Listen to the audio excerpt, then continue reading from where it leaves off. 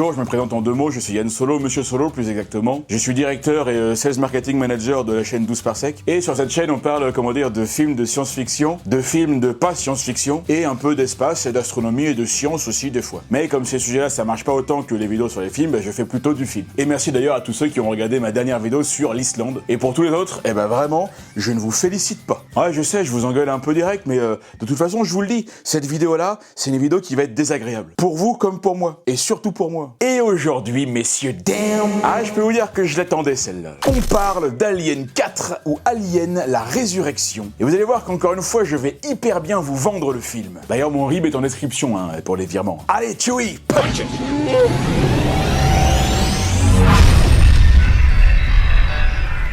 Dans Alien 4, les aliens passent leur temps à bouffer des humains, alors que franchement ça doit pas être terrible. Moi j'ai déjà essayé, pendant un moment même je bouffais que ça, franchement je vous le conseille pas. Et les humains, eux, ils mangent des rations spatiales immondes et des trucs dégueulasses, tu sais même pas ce que c'est. Et Ripley elle-même est un mélange d'ADN humain xénomorphe, donc niveau digestion ça devrait mettre un merdier à l'intérieur. Bref, dans ce film, personne ne mange correctement. Et moi en voyant ça, je me suis dit un truc très simple. S'ils ont pas le temps de se faire un vrai repas avec entrée, plat, dessert, c'est qu'ils devraient se prendre un bon Y-food.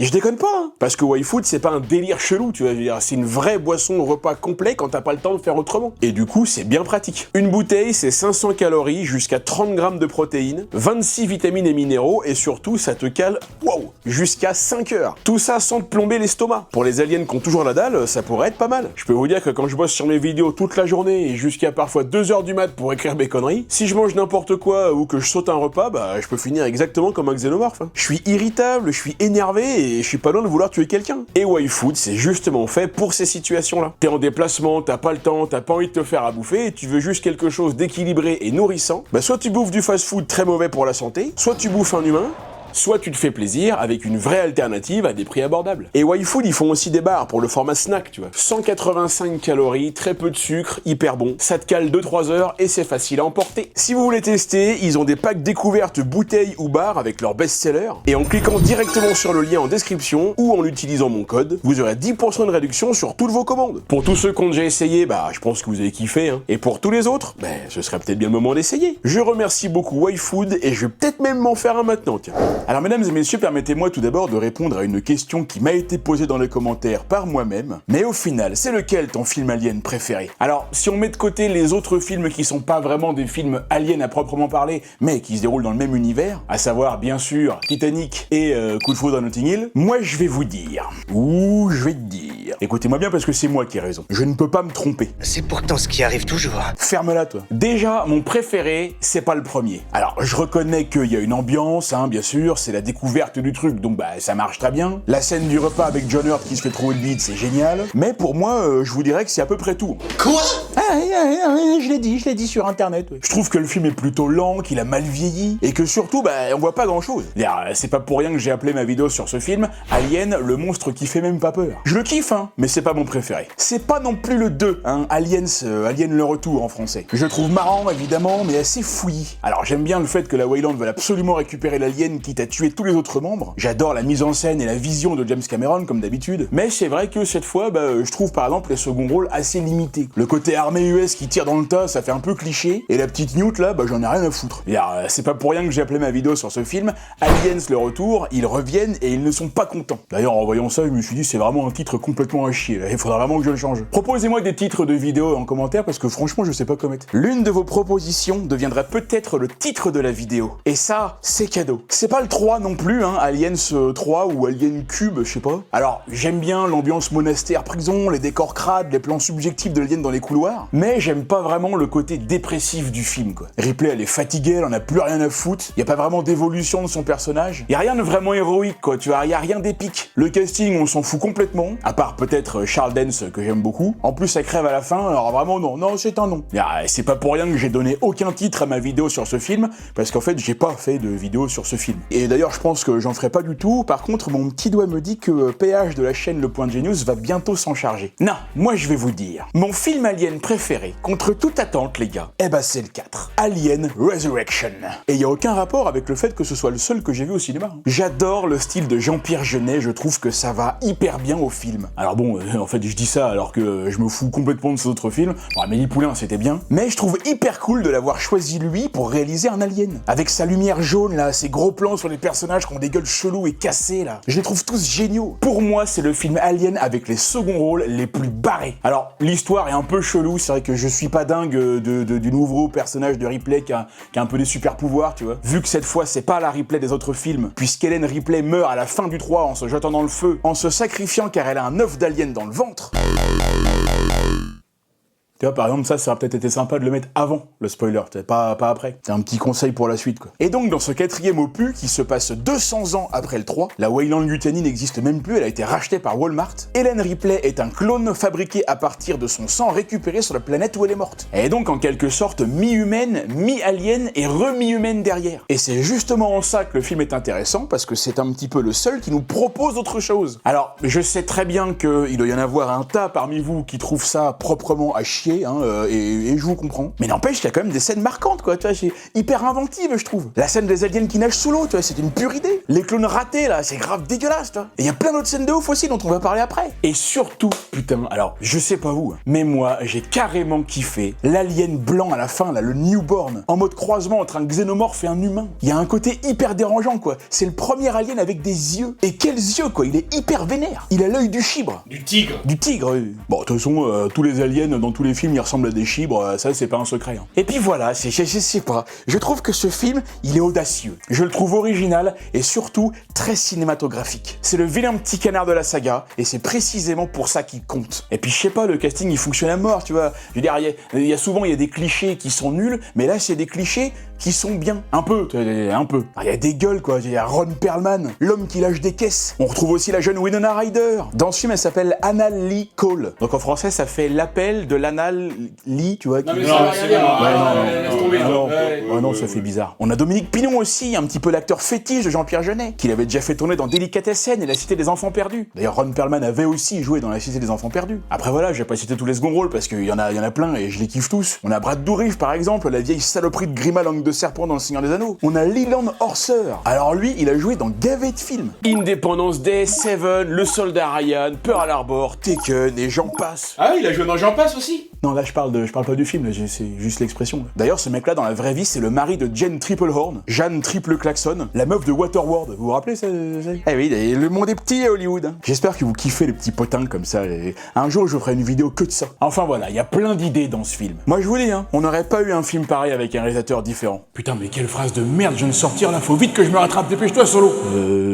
Allez, grouille-toi vite. C'est deux putes dans un ascenseur. Non, mais je sais pas. Non, mais je sais plus. Je vous mets en description des vidéos de collègues youtubeurs qui parlent de toute la partie pré-production et making-of du film parce que c'est hyper intéressant. Pourquoi c'est Jean-Pierre Jeunet qui s'est retrouvé sur ce projet. Allez les voir si ça vous intéresse. Allez, on lance le film. Alors, petit disclaimer avant de commencer, je vais ici vous parler de la version longue qui n'est pas la version cinéma. Il y a quelques petites différences, mais c'est surtout que le film ne commence pas pareil et ne finit pas pareil non plus. Allez, c'est hyper. Ouais, qu'est-ce que c'est que ça? C'est pas l'alien ça quand même.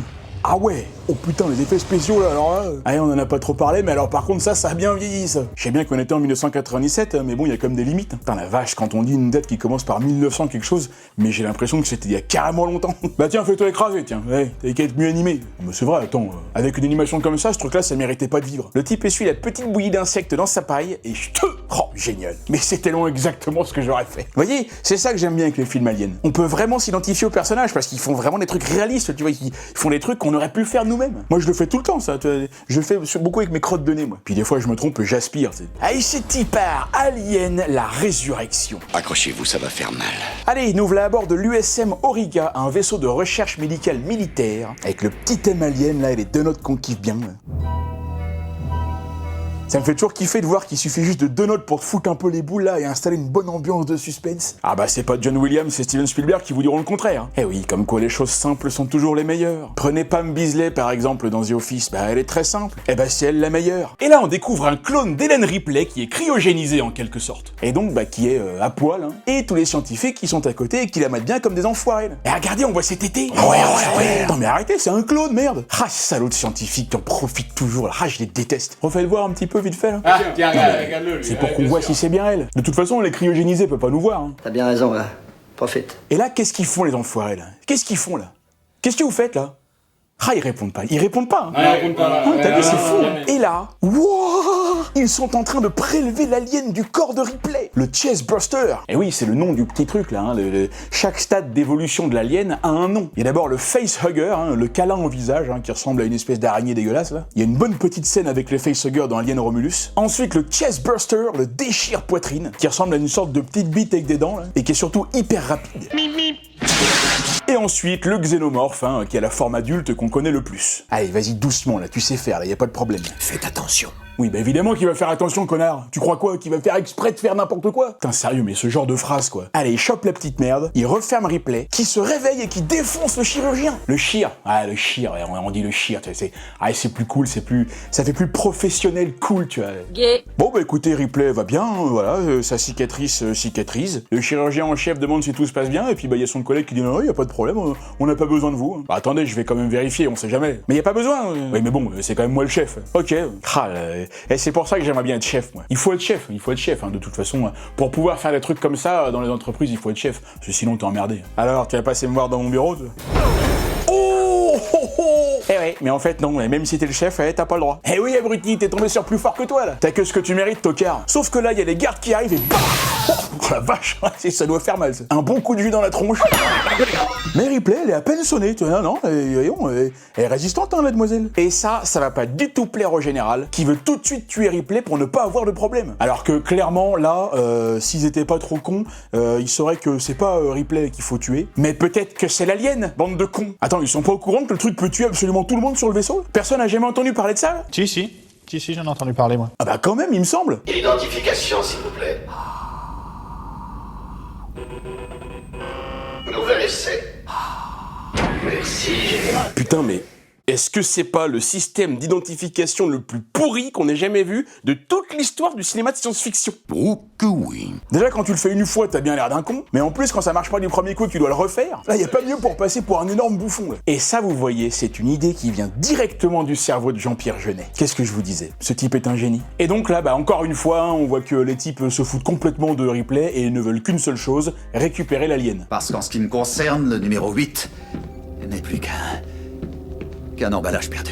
Sa Majesté, c'est ça notre vrai bénéfice. Sa Majesté, c'est comme ça qu'ils appellent l'alien. Ce fucking monstre deadly as fuck qui tue tout ce qui bouge. Je suis désolé, hein, mais y a que 2 personnes dans ce monde qu'on peut appeler Sa Majesté. Michael Jordan et moi. Sérieux, mais les mecs sont complètement tarés, puissance 1 million. Ah non, mais dans la série des tocards haut gradés de l'armée qui n'apprennent jamais rien de leurs erreurs passées, je demande le général Perez, s'il vous plaît. De toute façon, avec un nom comme ça, fallait pas s'attendre à autre chose. Et là, on a un pur plan sur la bait, qui est retenue captive. Mais pas pour très longtemps, moi.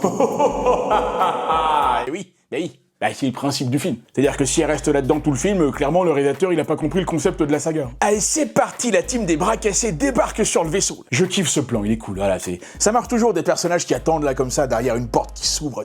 Ils le font dans Star Wars avec Dark Maul et aussi dans le 3 avec Mace Windu et les autres maîtres Jedi là qui puent la merde là, qui sont déglingués en 2 secondes par Palpatine alors qu'ils sont censés être les Jedi les plus forts de l'ordre. Ah et ça m'a énervé. Ouais, ça. Comment ils ont pu être si stupides? Les mecs se font fouiller, ils jouent déjà les méga badass. En même temps, faut dire que franchement, ils ont tellement des gueules de badass. Oh, les mecs qui ressemblent à rien, ils ont des cicatrices de partout, ils ont des sales gueules, quoi. Honnêtement, j'aurais ma place dans la team. Et là, on découvre pourquoi ils sont ici. Ils ont amené les humains qui vont être sacrifiés pour que les petits aliens puissent naître et grandir. Oh, que c'est mignon! Quelle chance! Attends, mais quel honneur! Tu te rends compte, toi? Servir de réceptacle pour que l'être parfait puisse voir le jour et grandir. Attends, moi je peux te dire, on me propose ça, j'envoie Astronogeek tout de suite. Hein. Et on perd pas de temps, là, c'est parti, le dîner est servi. Bon, alors après, c'est vrai que au niveau de la morale et de l'éthique, hein, on peut se poser des questions. Je suis pas certain que tout soit bien déclaré. Faudra peut-être envoyer un inspecteur pour vérifier tout ça. Tu sais, c'est ça qui manque dans ce film, quoi. T'es un mec qui vérifie tout, tu vois. Comme Daniel Prévost dans le dîner de con, tu vois. Lui, il aurait dû jouer dans Alien. Et maintenant, voici ma scène préférée. Alors, est-ce que c'est parce qu'on voit un ballon de basket? Non, ça n'a rien à voir. Est-ce que c'est parce que Ripley nous claque un gros dunk in your fucking face, motherfucker? Putain, sans déconner, le dunk de ouf, quoi. Ah, elle a ça dans le sein. Hein. Dans le sang. Dans le sang, oui. Les Chicago Bulls arrivent et Larry Bird se met en défense. Larry Bird de Chicago Bulls, toi.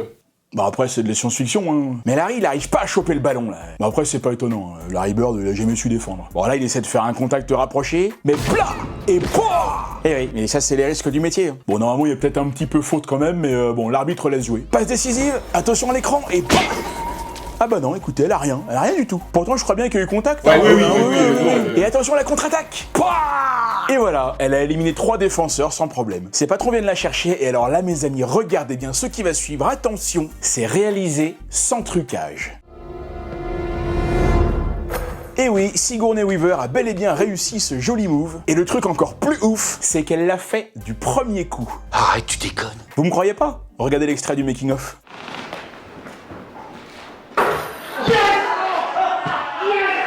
Et ouais, le truc de ouf. Et alors là, c'est marrant parce que si on s'intéresse 2 minutes à ce qui se passe dans le film, et plus exactement au montage, la raison pour laquelle on passe immédiatement à la réaction de Jonner qui tourne la tête en gros plan, c'est parce que lors du tournage, au moment où le ballon rentre, Ron Perlman il se marre direct tellement c'est ouf. Et du coup, c'était chaud pour le monteur parce qu'il pouvait pas garder ce plan large parce qu'on voit Ron Perlman se marrer. Ils ont donc retourné juste le plan de la réaction de Jonner pour que ça passe un peu mieux. Et du coup, ça donne ça. Mais en fait, ce sont 2 prises tournées à des moments différents. Et oui, c'est la magie du montage. Bon, par contre, il y a quand même un truc hyper chelou, c'est que Ripley elle fait tomber une goutte de sang sur le sol et le truc se met à attaquer le métal. Genre son sang, c'est de l'acide. Et ça, c'est fort, ça. C'est très très fort. Pendant ce temps, le scientifique, bon bah, il bosse un petit peu quand même, hein. Bah, parce que bon, c'est vrai que quand t'as fait ta 3e pause de 2h30 de la journée, bon bah, il y a un moment donné où ça a commencé à se voir. Puis bon, faut quand même bosser un peu, quoi, histoire d'utiliser le matériel. Ah, ça me rappelle quand je bossais chez Apple, ça. Et là, il y a une jeune xénomorphe dans la fleur de l'âge qui vient le voir. Et lui, il tombe direct sous le charme. Et elle aussi, elle est émue, elle voudrait bien le rejoindre. Mais une vitre les sépare, elle les empêche d'être heureux tous les deux. Et ça, c'est horrible. C'est injuste. Parce que lui, c'est un scientifique. Et ça veut dire qu'il est très certainement puceau et qu'il a jamais embrassé une fille de sa vie. Ou un mec. Il se retourne pour voir si personne le regarde. Il va quand même pas sortir ça. Maintenant, c'est un peu trop rapide là quand même. Écoutez, ils se connaissent à peine. Hein. Ils sont tous comme ça, les chirurgiens, ou Ah, moi je serais l'alien, je me méfierais. Hein. Mais lui, il ne peut se retenir. Et il dépose un tendre baiser sur la vitre. Et regardez là, la petite est rougie. Elle est toute chose, elle sait plus où se mettre. Ah oui, mais là, je crois que c'est... Le coup de foot, quoi, le vrai.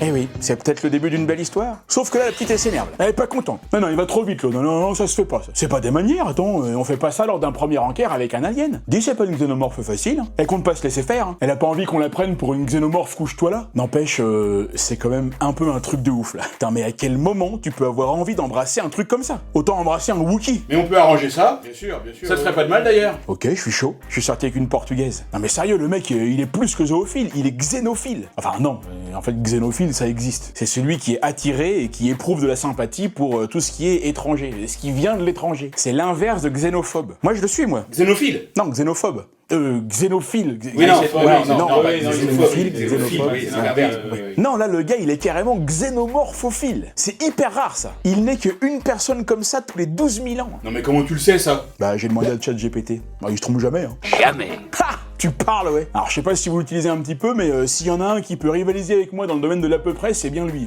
Du coup, l'autre, il accepte pas de se faire embarrer, alors tiens. Salope. Et voilà, c'est reparti. C'est pareil.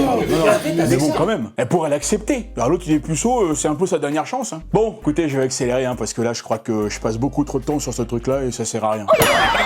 Et là, la petite Cole, jouée par Winona Ryder, va voir Ripley parce qu'elle veut lui demander un truc. Vous auriez pas vu mon fils Will? Je le cherche partout, je crois qu'il est dans les murs. C'est pas possible d'être dans un mur. Bah alors là, si, je te ferais dire que oui, hein, même qu'il parle avec une guirlande lumineuse. Mais t'es complètement allumé, toi. Et Cole dit à Ripley qu'elle peut arrêter son mal-être, la délivrer de sa souffrance. Et Ripley lui répond: non, mais moi je vais très bien, je te remercie, hein. Tu sais, on s'occupe de moi, je bouffe à l'œil. C'est clair.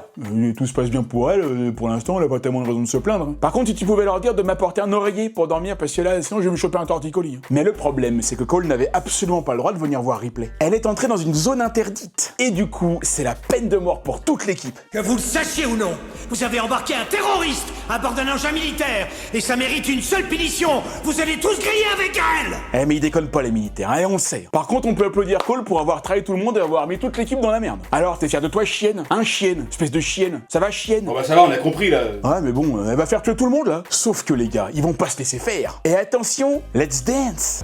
Une balle pour toi, une balle pour toi, 2 balles pour toi.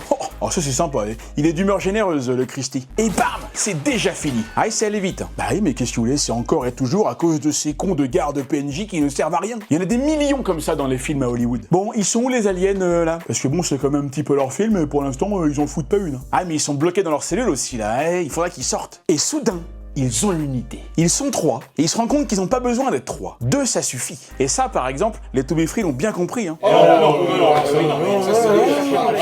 Malheureux, comment peux-tu dire une chose pareille? T'es un connard de première. Désolé. Et donc, Michel et Jackie vont se mettre à attaquer Marie-Denise, et ils vont carrément la tuer, bordel. Ils ont tué quelqu'un de leur race. Non mais est-ce que vous vous rendez compte de la cruauté des bestioles, quoi? C'est pire que le diable, ce truc. Et la maman, là, elle sent qu'il se passe quelque chose, là. Ah, ils peuvent pas s'en empêcher, les frères et sœurs, elle est toujours obligée de se pouiller la gueule, là. Ah, ils se pouiller, là, et on dit ça en Normandie. Oui, mais moi, je trouve que c'est une très belle expression. La langue française est une noble langue, respectez-la donc, espèce de petit con. Normalement, celle-là, il y en a qui devraient l'avoir. Celle-là, c'est une ref de rang, je la mettrais au rang B. Comme je vous ai déjà dit, hein, dans mes vidéos, il y a des références de plusieurs niveaux, hein, vous savez. Il y a le niveau C, le plus bas, ça c'est facile, tout le monde peut l'avoir. Le niveau B, intermédiaire, un petit peu plus compliqué. Le niveau A, difficile, ça c'est pour les connaisseurs. Et tout en haut, le niveau S, la classe légendaire. Et rien que les lettres de ce classement, c'est déjà une référence. Et alors, pourquoi les aliens, ils ont tué un de leurs congénères, là? Ben tout simplement parce que comme leur sang est comme de l'acide, il attaque le métal et a fait un trou dans le sol. Et comme Roméo le Puceau appuie trop tard sur le bouton, ce qui doit arriver, bien évidemment, arrive. On a 2 xénomorphes en liberté, les gars! Ah là, mais c'est pas trop tôt. Le film va enfin pouvoir commencer. Nous allons débarrasser du superflu, on va pouvoir aborder l'essentiel. Niveau B, celle-là. Notre beau Roméo s'approche pour voir si sa Juliette est vraiment partie vers de nouveaux horizons. Il n'arrive pas encore à réaliser qu'elle l'a quitté. Juliette, t'es là? Juliette, je t'aime. Et Et oui, notre scientifique top modèle sera donc le premier sur la longue liste des morts de ce film. Si on ne compte pas bien sûr tous les cobayes sacrifiés tout à l'heure. Bah pourquoi on les compterait pas eux? Parce que eux, ils sont morts, mais c'est pas grave, c'est normal. Eux, ils sont morts avec les honneurs. Et là, c'est parti, l'alerte est donnée, tout le monde est sur le qui-vive, et on entend les premières victimes au loin dans les couloirs.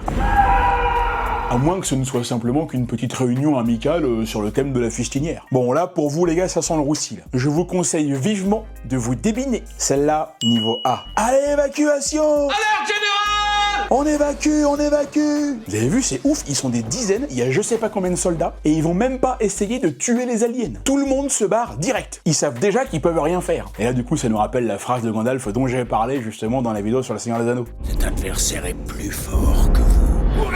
Et oui, barrez-vous si vous tenez à la vie. Vriss, putain, mais qu'est-ce que tu fous là tout seul, là? En plus, il est en fauteuil roulant, c'est carrément chaud. Il est où son accompagnateur? Attendez, mais c'est carrément chaud, là. On n'a pas le droit de le laisser tout seul comme ça. Vous rendez-vous compte à quel point c'est grave? Ouais, franchement, c'est pas bien. C'est pas ok. Moi, je suis pas ok. Ok? Bon, je vais arrêter de vous donner le niveau des refs à chaque fois, vous démerdez maintenant. En plus, il y a un alien juste au-dessus de lui, le pauvre. Bon, heureusement, Vriss, il a un petit truc en plus. Un gros gun de ouf en kit qu'il monte tout doucement, en silence. Je kiffe grave ce passage aussi. Je sais pas pourquoi, c'est un des trucs dont je m'étais toujours rappelé quand je l'avais vu au cinéma. Il y a pas de paroles, pas de musique, pas de punchline. Ça dure pas longtemps, mais on est quand même à fond dedans. En fait, c'est tout con, mais je trouve que cette minuscule scène là, comme ça, bah, c'est du pur cinéma. Et bam, une balle dans le cul. Digère-moi ça. Pendant ce temps, Ripley fait un court-circuit sur les câbles de la porte avec son sang acide. Ça, c'est pratique, ça. Faudrait quand même expliquer comment tu peux avoir du sang acide à l'intérieur de ton corps, mais qui ne te crame pas toi, quoi. Alors, je sais ce que vous allez me dire. Nous aussi, on a de l'acide à l'intérieur de notre corps et on meurt pas connard. Bon, vous allez peut-être pas me traiter de connard, bien sûr. Ah si, on va traiter de connard. Mais ce serait peut-être bien arrêté aussi à un moment donné, là. Quoi? Me traiter de connard à chaque vidéo, c'est bon, là. Ouais, mais moi, ça me vexe. Et oui, notre estomac contient bien de l'acide chlorhydrique, hein, bien sûr, qui dissout les aliments. On a même parfois des petites remontées d'acide. Hein. Et rien que ça, déjà, ça nique bien la trachée, là. Et ce même acide peut nous brûler la peau si on entre en contact avec. Hein. Alors, ce sera pas comme dans Alien, hein, ça va pas te dissoudre la peau instantanément. Hein. Mais bon, ça décape un peu quand même. Hein. Mais alors, la question, c'est pourquoi que ça brûle à l'intérieur et pas à l'extérieur? Alors déjà, parce que l'acide l'acide, il brûle pas tout de la même façon. Hein. Il attaque certains matériaux et pas d'autres. L'exemple tout bête, c'est que de l'acide qui attaque notre peau, bah, il peut très bien rester dans un récipient ou un contenant adapté et ne rien faire. C'est pas de la magie, c'est simplement une histoire de compatibilité chimique. Et nous, notre estomac, il a des parois spécialisées, des couches protectrices, avec des cellules faites pour résister à cet acide précis. Mais si le truc remonte rien que dans l'œsophage, par exemple, ça peut déjà te faire des brûlures terribles. C'est pour ça qu'il est vraiment fait pour rester que dans l'estomac. Et voilà, c'était pas si compliqué que ça. Hein. Bravo, bravo, bravo, Qu'est-ce qu'il y a ? bravo. T'as enfin réussi à dire quelque chose d'intéressant, dis donc. Ouais. Faites hyper gaffe à super. vos gueules, les gars. Vraiment. Moi, je suis quelqu'un d'hyper dangereux, d'accord ? Toujours. Tout le temps. Je suis dangereux même quand je bouge pas. J'ai gagné 3 fois le comité, ok ? Je me suis entraîné avec Frank Dux, Senzo Tanaka et mon Shidoshi. Et hop, Ripley s'est échappé aussi. Et en parlant d'acide, Vriss s'en prend une petite goutte sur le genou et une petite goutte sur l'oreille aussi. Et attention au pur plan de ouf. Bordel, mais ce plan, j'adore ce plan. J'adore le style de Jeunet. Quand il se fait plaisir comme ça, c'est génial. Et tout le monde en redemande.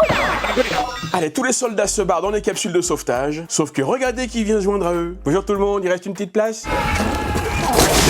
J'adore, mais moi, toute cette partie-là du film, franchement, je kiffe. Ah, mais j'ai pas peur de le dire. Hein. Alors, il y a le côté action facile, évidemment, il y a le côté popcorn, tu vois. Mais il y a aussi le côté dégueu, alien qui explose tout le monde. On retrouve un xénomorphe fidèle à sa réputation, c'est-à-dire que si tu viens à le croiser, ta durée de vie n'excédera jamais plus de 3 secondes. On a le xénomorphe qu'on connaît et qu'on retrouve avec plaisir. Allez, grenade! On attend que le vaisseau s'éloigne et paf! Eh oui, pour tuer l'alien, il a dû tuer ses soldats. Remarquez, il devait plus en racheter grand-chose. T'as bien fait, général. T'auras droit à ta médaille. Ou pas, hein, hey. Eh non. Et voilà, il s'est fait avoir aussi. Et là, on a ce fameux plan bien connu où il prend un petit morceau de son cerveau derrière pour être sûr que c'est grave et que c'est pas juste un moustique qui l'a piqué. Mais là, ce serait vraiment un très gros moustique, hein, un moustique de l'espace. Allez, salut mon général. À bientôt. Allez, la Team Rocket est dans les couloirs, ils essaient de chasser du Pokémon. Je me demande comment ça pourrait s'appeler des Pokémon aliens, c'est xénomorphes. Ça existe ou pas ? Je sais pas, je fais pas les Pokémon, je connais pas, je trouve ça nul. Enfin, je sais pas que je trouve ça nul, c'est que c'est nul. Si vous savez dans les commentaires si ça existe, dites-le moi, ça m'intéresse. En plus, comme il y a 3 stades, tu sais, voilà, Facehugger, Chestburster et Xenomorph, il y aura peut-être aussi les 3 noms de Pokémon, je sais pas. Et là, il y a Elgin qui s'arrête parce qu'il a vu un gun au loin dans un autre couloir. Alors normalement, c'est vraiment le genre de truc dont on devrait complètement s'en foutre. Ça, c'est un des trucs que je trouve vraiment très con dans ce gros film de merde que je déteste complètement pourri. Pourquoi il fait ça ? Mais qu'est-ce que tu fous ? On s'en fout du flingue par terre. Mais non, lui, il va tout seul. Et bien sûr, aucun de ses potes qui était juste là ne s'est retourné pour savoir où il est et ne va venir l'aider. Il trouve le flingue et quelqu'un qui était enrhumé et qui s'est mouché avec. Ça doit vraiment pas être facile de se moucher avec un flingue. D'ailleurs, j'en ai peut-être besoin parce que moi aussi, là, je parle un peu du pif. Là. Et là, attention, et hop là, et hop là. Et oui, voilà, le patron s'est fait buter. C'est dommage, je l'aimais bien, moi. Moi, franchement, c'est triste. Au revoir, Elgin. À bientôt. C'est vrai, je trouve ça dommage qu'ils aient tué le chef. Pourquoi ils ont tué le chef ? Normalement, tu tues pas le chef, tu tues les autres qui sont pas importants. Mais tu tues pas le chef, on tue pas le chef. Oh les gars, faut pas tuer le chef. Chef, non, chef. Les autres, évidemment, ils arrivent après la bataille et ils découvrent Elgin qui s'est fait trucider. Et là, ils entendent un bruit. Ils se retournent et il est là, juste devant eux. Oh putain, ma zette, hein. Alors là, ça va chier dans le ventilo. Et bam, cette fois, c'est l'alien qui s'en prend une. Et ça, c'est un très bon move, ça. Et vous savez, c'est fait par qui ? Par Picard. Non, mais par Ripley. Hein. Picard, c'est dans Star Trek. Hein. Et oui, Ripley l'a tué. Elle a aussi tué l'un des siens. En fait, les aliens, ils en ont rien à foutre de leurs congénères. Quoi. Je veux dire, frère ou sœur, même famille, ils tuent tout le monde. Quoi. Ils se défoncent entre eux et ils aiment ça. On dirait des Picards. Comme dans Star Trek. Non, mais justement non, là c'est pas que c'est vrai comme le département français. Là. Johnner et Christie veulent défoncer le docteur Jekyll. Combien y en a d'autres ? Combien y en a, bordel ? Il y en a 12. 12 ? Eh ouais, 12, comme 12 par sec. Mais c'est une référence hein, à la chaîne, hein. C'est dit dans le making-of, hein. Bah c'est évident. Bah sinon pourquoi ? Et la Cole, elle en a vraiment après Ripley, elle peut pas la blairer. Et elle dit à tout le monde qu'il faut pas qu'elle vienne avec eux. Parce que bah, tout simplement, c'est un peu un monstre aussi, elle. Hein. Sauf que les autres, ils en ont rien à foutre, ils la prennent avec eux. Mais elle est dangereuse ! Tout est dangereux. Bon bah alors quelle réponse de merde aussi ça. Sérieux des fois les dialoguistes ils sont vraiment pas chiés. Ils récupèrent Vriss et là au détour d'un couloir, Ripley entre dans une pièce très étrange. Et là mes amis, on arrive à l'une des scènes les plus dures et les plus dérangeantes du film et peut-être même aussi de toute la saga. Ripley va découvrir toutes les expériences ratées du docteur Moreau qui ont conduit à sa propre création à elle. Alors c'est vrai que franchement la scène est hyper malaisante quoi, tu vois les trucs sont horribles et moi je trouverais ça quand même beaucoup plus cool si en même temps toi il y avait une voix qui donnait des informations, qui faisait un petit peu le guide touristique, tu vois, comme dans un musée par exemple. Au moins on saurait ce qu'on regarde. Mesdames et messieurs, bienvenue dans notre laboratoire, qu'on appelle aussi entre nous la galerie des monstres. Ça, c'est une référence à un autre film, je sais pas si vous l'avez. Putain, il se ferait des références entre films, quoi, tu vois, ce serait énorme.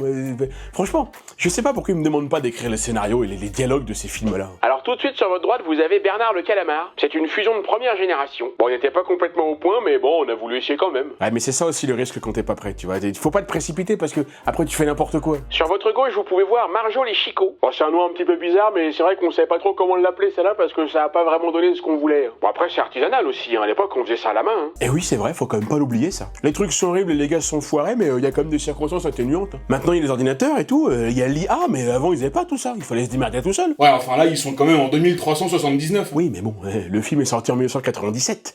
C'est pas pareil. Alors le troisième, on l'aime bien, hein. On commence déjà à se rapprocher de quelque chose d'intéressant. Par contre, s'il vous plaît, on vous demandera de pas toucher les œuvres, hein. Et pareil, messieurs, dames, derrière, les flashs sont interdits, hein. J'ai jamais compris pourquoi les flashs étaient interdits dans les musées et les trucs comme ça quand faut photographier un tableau ou une sculpture. C'est quoi le truc en fait, quoi? C'est un centième de seconde de lumière va abîmer un vase ou un truc comme ça? Qu'est-ce que c'est que ces conneries? Qu'est-ce que c'est que ces conneries? Y a pas quelqu'un qui travaille dans un musée là pour nous expliquer ça en commentaire? Pas que ça nous intéresse, hein, mais bon, écoutez, ça fera un commentaire de plus. Et là, d'un seul coup, Ripley entend une respiration derrière. Qu'est-ce qui se passe? Mais qui cela peut-il bien être? Alors ici, vous avez un spécimen qui est pas encore fini, mais on avait plus de budget, alors là, on attend les subventions, puis bon, ben, on la laisse là en attendant, hein. Après, c'est ce qui fait aussi l'authenticité et le charme du lieu, hein. Rassurez-vous, tout est parfaitement sécurisé, hein. Faut juste faire gaffe qu'elle vous morde pas, mais de toute façon, on la va bientôt crever, hein. Et oui, le truc de ouf du film, Ripley découvre un autre clone, un modèle avant elle qui a foiré. Bien foiré même. C'est assez horrible, hein, le truc, on sait même pas ce que c'est. Et en plus, le truc, il a l'air de souffrir. Et c'est alors que le clone dit à Ripley cette phrase qui vous glace le sang. T'as pas une clope? Non, désolé, non, je n'ai plus.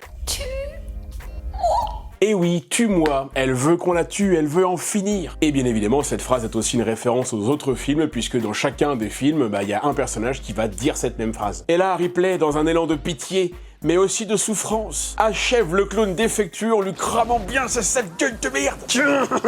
Et ça, c'est vraiment une scène aussi dure qu'importante, parce que Ripley réalise vraiment à ce moment-là qu'elle est juste un clone qui a fonctionné. Et on se rend compte aussi de la cruauté du docteur, là, qui a eu aucune pitié pour les cobayes qu'il a utilisés pour faire ses expériences. Et ce qui a, paradoxalement à ça, permis, écoutez, la création de ce petit musée, me foi fort plaisant. Hein. Et voilà, messieurs, dames, on espère que la visite vous a plu. Si vous le voulez, vous pouvez terminer par la boutique souvenir. Ah bah oui, tiens, bonne idée ça. Un petit magnète de ça pour le frigo, ça peut être cool. Sauf que Ripley ne l'entend pas de cette oreille. Et elle crame tout. Allez, on fout le feu, on brûle tout, bordel. Allez. Au moins, on pourra repartir sur des bases saines. Et là, dans une autre pièce avec plein de cadavres, il trouve un survivant qui se demande ce qu'il fout là. Et Ripley le sent. Et elle dit qu'il en a un dans le ventre. Il en a un à l'intérieur, dans le ventre. Alors elle lui explique un petit peu comment ça va se passer, hein, le programme, hein, comme quoi que il a un alien qui grandit actuellement dans son ventre, et puis d'ici 1 heure ou 2, et écoute, ça va lui exploser complètement la cage thoracique, et puis il va mourir dans d'atroce souffrance. Hein. C'est tout bête, hein, non, vraiment, il n'y a pas de...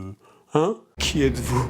Je suis la mère du monstre. Ha! Ça, c'est de la bonne réplique qu'angoisse. Il y en a quelques-unes comme ça tout au long du film, c'est pour ça que je le kiffe. Allez, il décide de l'emmener avec eux en pensant pouvoir l'opérer plus tard. Le docteur Dalsim est trop fan parce que lui va pouvoir récupérer son bébé. Alors lui, il est totalement irrécupérable. Tous les morts qu'il y a eu, ça lui a pas suffi. Il a juste perdu tous ses collègues, mais il en a rien à foutre. Et il a complètement raison, attends, mais tu vois pas le fric que ça représente, quoi. Putain, mais de toute façon, vous m'énervez. Vous y connaissez rien. Et alors là, faut qu'il passe par la cuisine, mais c'est inondé. Christy Porte-Vris, tout le monde retient sa respiration, et hop, ils doivent parcourir 30 mètres sous l'eau en apnée. Alors, 30 mètres pour le coup, ça peut se faire. Je suis sûr qu'il y en a plein parmi vous qui pourraient le faire. Moi-même, en apnée une longueur de 25 mètres à la piscine, je le fais sans trop de problèmes. Mais, paradoxalement, ça, on y arrive si on nage calmement, lentement. Alors faut pas faire du surplace, faut avancer, mais faut pas s'affoler. Si vous partez à donf comme ça, comme un malade, vous allez complètement vous épuiser, vous y arriverez pas, vous ferez pas 10 mètres. Donc eux, voilà, ils y vont tranquilles, en espérant qu'il n'y ait pas de grosses bébêtes dégueulasses qui viennent les faire chier, comme c'est souvent le cas dans une piscine municipale. Et puis de toute façon, ça va, je veux dire, les aliens, on les a jamais vus nager. Et on sait même pas non plus s'ils savent faire de l'apnée. Hein. Non, y a aucun problème, vous inquiétez pas, tout va bien, vous pouvez y aller tranquille.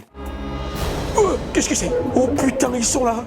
Bon, écoutez, j'ai rien dit. Hein. Et les voilà, les aqualiens. Ils savent nager, c'est génial. Jonner leur tire un bon missile dans le cul. Il en déglingue un bien comme il faut, mais le deuxième arrive. Attention, dépêchez-vous si vous voulez pas vous faire bouffer. C'est là qu'on va voir ceux qui savent bien nager, là. Et là, regardez la petite jeune fille, la dernière, là. Regardez bien. Quelle est l'erreur de Hillard? Elle nage n'importe comment, elle s'affole, elle fait trop de mouvements inutiles. Faut rester calme, faire des longs mouvements. L'alien, il a compris, lui, il est calme. Il nage hyper bien, d'ailleurs. Je sais pas qu'il nage aussi bien. Hein. On a vu, il a dû prendre des cours, hein. À la piscine, il s'entraînait avec une planche, et puis, tiens, Poolboy, me demande s'il avait un bonnet de bain. À votre avis, est-ce qu'un xénomorphe sait nager le dos crawlé? Je demande à voir. En tout cas, il y en a une qui ne le saura jamais, c'est Hilarn, qui se fait choper le pied et qui se fait emmener dans les profondeurs des abysses de la cuisine. Tout ça dans l'espace. C'est quand même un peu n'importe quoi des fois la science-fiction. Allez, ils arrivent enfin de l'autre côté pour se retrouver nez à nez avec un grand dino. Ou plutôt avec des œufs d'alien tout frais, frichés du matin pêché, et hop là, le premier qui sort est pour Ripley. Alors là, à la limite, c'est pas grave. C'est juste un facehugger qui fait un câlin à sa mère, ou en tout cas, qui est une personne de sa famille. Bon, écoutez, c'est des retrouvailles. Moi, je dis, qu'est-ce qu'il y a de mal à ça? C'est même plutôt très mignon. Moi, ça me choque pas. Christy balance de la grenade et fait tout exploser. Il tue tous les bébés, le salaud, mais c'est horrible. Tu vois, ça non plus, ça c'est pas normal, ça. Tu vois, ça, on n'en parle pas. C'est quand même horrible de faire ça. Non, mais attends, tu te rends pas compte, toi, pour les parents, la douleur? Moi, ça me choque. Vas-y, tu sais quoi, je vais créer une association pour la défense des facehuggers. Ça manque, il y en a pas, il y a personne qui l'a fait, ça. Ou mieux, je vais créer un groupe Facebook. Allez, tout le monde remonte en 4ème vitesse, le docteur d'enfer est déjà là-haut, mais dit que c'est bloqué et demande à Cole de lui filer son flingue. Quoi? Bon là, attends là, faudra vraiment être idiote pour lui faire confiance à ce chacal, avec toutes les saloperies qu'il a déjà fait. Mais non, l'autre elle lui file direct son flingue. Et bien évidemment... C'est beau d'avoir confiance. Ah là là là là, non mais... Sérieux? Mais qu'est-ce que ça peut être bête une femme? Bon, après, moi j'aurais certainement fait pareil. Et oui, au tour de Cole maintenant. Et oui, encore une qui manquera à l'appel. Petit jeu de mots là. Elle tombe dans la flotte, le docteur s'échappe, l'alien fait un pur saut de ouf hors de l'eau et s'accroche à l'échelle. C'est ça que je kiffe aussi dans ce 4ème film de la saga, c'est qu'on voit vraiment les aliens faire des nouveaux trucs un peu. Avec les effets spéciaux qui s'étaient déjà un petit peu améliorés à l'époque, bah ça permettait de les voir en entier et puis de se mouvoir de manière un peu différente d'avant. Et là, il crache son venin sur la tronche de Christy, c'est horrible.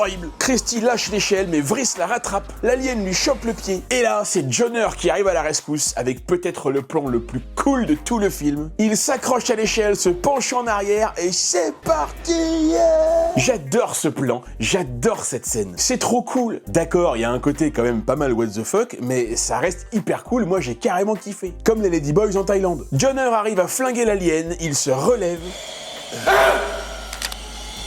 Ça, c'est mon gag préféré du film. Et la Vriss ne tient plus, il va lâcher. Et Christy n'a d'autre choix que de se sacrifier en se détachant. Et ça, c'est relou aussi, parce que lui, franchement, c'était juste le plus cool de tous. Pourquoi il fait ça, Christy? Parce que bon, là, il a l'air blessé, d'accord, mais il a pas l'air foutu non plus, toi. En plus, il tombe dans l'eau. Bon, mais c'est pas grave, ça. L'alien, il est mort, tous les œufs, ils sont cramés. Donc en fait, il risque plus grand chose. Tout à l'heure, Vriss, il s'est aussi pris de l'acide sur l'oreille et il est pas mort. Alors là, il peut très bien remonter à l'échelle avec les autres, hein. Mais bon, je pense qu'il fallait le tuer parce qu'il était noir.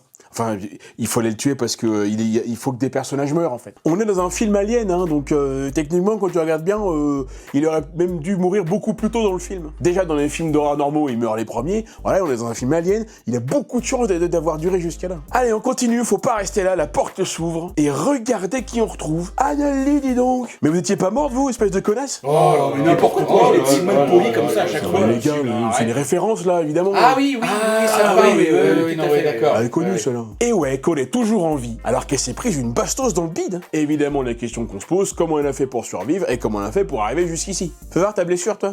Fais voir, Condi, on va pas te mordre. Oh là là, mais qu'est-ce que je travaille, là? Voyez-vous ça? Tu es un robot. Et oui, c'est un androïde de type C18 fabriqué par le docteur Guiraud. Et apparemment, elle en est pas très fière. Bah écoute, c'est pas grave, faut pas avoir honte, hein. Je veux dire, être un robot, ça peut arriver à tout le monde, hein. Mais non, elle, vraiment, elle est dégoûtée, on dirait qu'elle a honte d'être un robot. Bah je sais pas, écoutez, les autres, là, essayez de la réconforter un petit peu, là, montrez-lui que vous êtes là pour elle et puis qu'elle peut compter sur vous. Quand je pense que j'ai failli baiser ça, comme si t'avais jamais baisé un robot. C'est bien, les gars, merci beaucoup, ouais. Vous nous aidez vraiment, là. Et du coup, le fait qu'elle soit un robot, ça change tout. Parce qu'elle peut maintenant se connecter au vaisseau et tout faire péter. Et oui, parce que ce qu'on a oublié de vous dire, c'est que ça fait 1 heure maintenant que le vaisseau s'est mis en pilote automatique et il rentre à la base sur Terre. Ils sont en train de ramener les aliens chez nous. Et il faut donc arriver à faire péter tout ça avant qu'ils arrivent. Tu peux tout faire sauter avant qu'on arrive sur Terre. Et voilà, c'est ça le plan. Allez vite, ne merdons pas une minute. Ah, je sais, je la fais souvent celle-là, mais c'est une de mes préférées. Et en général, ceux qui la connaissent, celle-là se comptent sur les doigts d'une main. Ça, pour moi, je la mettrais presque au rang S. Allez, tout le monde court vers le vaisseau, mais là, Ripley s'arrête. Elle a senti quelque chose. Elle enclenche le mode bestial. Et là, le truc de ouf, vraiment la scène qui va asseoir le côté what the fuck complètement décalé du film par rapport aux autres. Paraît-il que c'est notamment pour cette scène-là que Sigourney Weaver a bien voulu revenir pour faire le 4, parce qu'au départ, elle voulait pas. Ripley se fait capturer par la reine alien, qui veut, elle aussi, son câlin. Regardez-moi ça, c'est fou! Incroyable! Et oui, les aliens ressentent le lien qu'ils ont avec Ripley, c'est incroyable! Car le clone de Ripley a de l'ADN alien. Et ce qui est ouf, c'est que dans n'importe quel autre film Alien, cette scène elle aurait été ridicule. Et même d'ailleurs dans n'importe quel autre film en général, cette scène aurait été ridicule. C'est sûr que si tu mets cette scène en plein milieu de la liste de Schindler, bon bah d'un seul coup, on va se demander un peu ce que ça fout là. Mais dans Alien 4, tu sais pas pourquoi, mais ça passe. C'est malaisant, c'est audacieux, c'est certainement complètement con, mais c'est cohérent bordel, c'est cohérent avec l'histoire. En tout cas c'est chaud parce qu'elle abandonne tous les autres, hein, elle les laisse tout seuls, comment ils vont faire? Qui va les aider maintenant, hein? Ah mais personne, ils sont tout seuls. Et là les gars, si vous trouviez qu'Alien 4 était pas déjà assez cool, on va monter encore d'un cran avec la mort la plus géniale de toute la saga, je veux pas le savoir. Ils arrivent dans le vaisseau, mais Larry le survivant de tout à l'heure, il se prend une balle par le Docteur Doom qui prend Cole en otage. Mais dis donc, il y aurait pas un petit truc qu'on aurait oublié depuis tout à l'heure là? Le Larry, il en a un dans le ventre. Et ils l'ont pris quand même alors qu'il était déjà condamné. Il était fou poudave. Et justement, ça y est, le chestburster, il est à point. Il veut sortir. Larry se relève et marche vers le docteur qui lui tire dessus, mais ça lui fait rien. Il lui défonce sa mère. Et là, attention, éloignez les enfants. Ne faites jamais ça chez vous.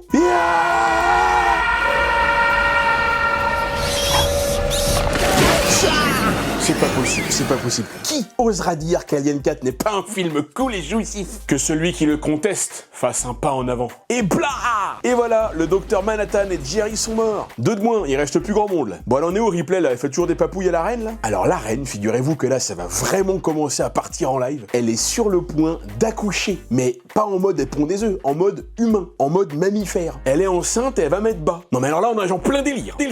Alors à ce moment-là, c'est la porte ouverte à tout. Puisque tout se met à changer comme ça là, bah dans ce cas-là, on a qu'à changer complètement les règles. Dans ce cas-là, on a qu'à y foutre un alien blanc, hein, pourquoi pas. Et là, on est plus à ça près. Hein. Ah bah tiens, ça y est, regardez, il arrive le bébé, il est là. Et oui, c'est un beau bébé, tout blanc. Et oui. Mais dis donc, c'est bizarre ça. De quoi? Bah, d'un côté, t'as un bébé blanc, et de l'autre... C'est la mer noire. À mon avis, il y a eu tricherie là. Hein, le père, il devrait s'inquiéter. Hein. Et d'ailleurs, tiens, c'est qui le père? Il a pas de père, le petit? C'est qui le père? C'est qui? On l'a jamais vu. Ah bah attends, on l'a jamais vu. Hein. Peut-être que ce nouveau-né est l'élu, et qu'il a été créé par la force, comme Anakin Skywalker. Et l'élu, qu'est-ce qu'il fait? Il va voir sa mère, il voit qu'elle est noire, et du coup, blah! Oh là là là, un putain de xénomorphe d'extrême droite. Je pensais pas que ça existait, mais ça existe. Bon, Michel, il s'approche de Ripley, et va savoir pourquoi, mais alors lui, il va rien lui faire, et là, il la kiffe. Peut-être parce que justement, elle est blanche comme lui. Hein. Mais ça n'a rien à voir, enfin. Bah, comment tu le sais? Mais parce que c'est un alien, il s'en fout complètement de la couleur, lui, il est pas con. Bah alors pourquoi? C'est parce qu'elle est humaine, et que lui aussi voudrait être humain comme elle. Bah oui, c'est peut-être ça. Bah peut-être. Bah peut-être. Peut-être. Peut-être. Ripley s'échappe, elle court et saute dans le vaisseau. Telle Trinity qui saute par-dessus les immeubles. En plus, elles sont en cuir toutes les deux.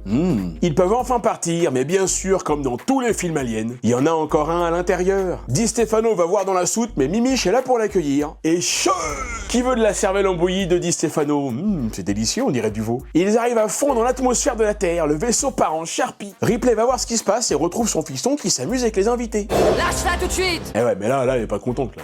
Mais bon, en même temps, c'est normal. On n'éclate pas la tête des gens comme ça, enfin. Ça se fait pas. En plus, c'est même pas lui qui a nettoyé après. Hein. Ça, c'est bien les jeunes, ça. Ça, c'est ce manque de respect au quotidien sur plein de trucs. Et là, Ripley jette son sang sur une vitre, ce qui attaque le verre, fait un trou et aspire à fond tout l'air de la pièce dans l'espace. À cause de la différence de pression, hein. Tout ça, on en a déjà parlé sur cette chaîne. Il y a pas de pression dans l'espace, hein. C'est le vide total. Donc, quand il y en a dans une pièce et qu'il y a un petit trou, bah forcément, l'air de la pièce qui est compressé, bah il cherche immédiatement à se barrer là où il y a de la place. Et alors là, mes amis, si on a eu la mort la plus cool d'un être humain tout à l'heure, on va aussi avoir droit à la mort d'un alien la plus cool de tous les films de la saga et même de tous les films de l'univers étendu. En fait, chaque truc qu'il y a dans ce film, c'est le truc le plus cool de la saga. Michel se fait attirer vers la vitre, son corps se fait aspirer par le petit trou. Et là, mes amis, c'est parti pour le grand final. Oh, putain, j'en chiale, mais c'est tellement beau. Vous entendez ça, il crie, il hurle à la mort. C'est incroyable, on aurait presque pitié pour lui. Et d'ailleurs, Ripley, elle est super triste aussi, hein, elle va se mettre à pleurer. Hein, parce que c'est tellement beau en même temps, mais moi je la comprends. Bon, elle vient juste de faire un infanticide absolument horrible sur un petit bébé hein, qui ne cherchait juste que le contact maternel et qui voulait simplement être aimé. Mais au lieu de ça, il aura une mort lente et cruelle. Il se fait liquéfier, c'est incroyable. Ben oui, parce que normalement, il était beaucoup trop gros, il ne pouvait pas passer par un petit trou comme ça. Mais finalement, il est passé quand même dans le sang et la douleur. Et voilà, il s'est fait aspirer jusqu'au dernier atome. Au revoir, petit ange. Salut mon pote. Et on remercie Jean-Pierre Jeunet pour nous avoir offert cette scène d'anthologie. Un pur moment de cinéma. Allez, ils arrivent enfin sur Terre, bien contents de rentrer à la maison. Home sweet home. Et on termine avec Ripley et Cole qui se disent que, elles savent pas quoi faire en fait, hein, voilà. Cette scène de fin est donc une scène rajoutée pour la version longue parce que dans la version cinéma, ça se terminait juste dans le vaisseau. On n'arrivait même pas sur Terre. Et pour la peine, elles vont pouvoir admirer le beau paysage de Paris. Qu'est-ce que c'est beau! Et fin! Et voilà, c'est tout ce que je pouvais vous dire sur le film Alien 4. Jeunet impose sa patte, Josh Whedon, le scénariste, injecte de l'ironie, et le film ose des choses que les autres refusent. Clone raté, maternité monstrueuse, sexualité trouble, très trouble même, et même jusqu'à de la pitié pour le monstre. Pour les fans, il est très spécial parce qu'il a brisé les règles sans même demander pardon. Et pour les autres, il est marquant parce que voilà, il ressemblait vraiment à rien de ce qu'on avait déjà vu dans la saga. C'est peut-être pas le meilleur de la saga, mais en tout cas, moi je trouve que c'est le plus audacieux. Et c'est ce qui le rend inoubliable. J'espère que cette vidéo vous a plu. La prochaine arrive début mars. Merci beaucoup, merci encore et toujours pour votre fidélité, pour vos likes, pour vos abonnements, vos messages, vos commentaires, vos dons sur Tipeee. Merci beaucoup à tous les parséquiens et les parséquiennes qui adhèrent à la 12 parsecte en arborant fièrement leur beau t-shirt. Bienvenue à tous les nouveaux. Merci beaucoup à toutes et à tous. Je vous aime. Allez, c'est tout pour cette fois. Je vous laisse et je vous dis à très vite pour un prochain épisode. C'était Yann Solo sur 12 parsec. Ciao.